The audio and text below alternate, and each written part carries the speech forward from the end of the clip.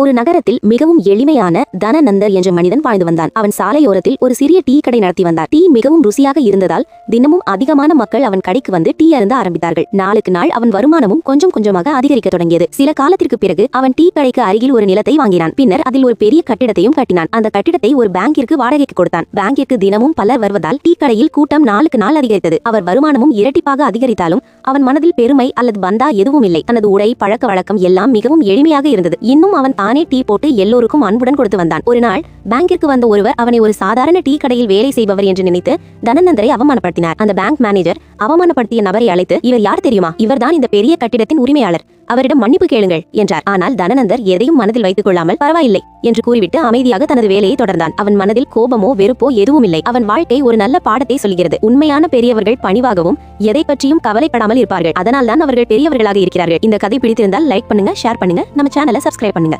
Thank you.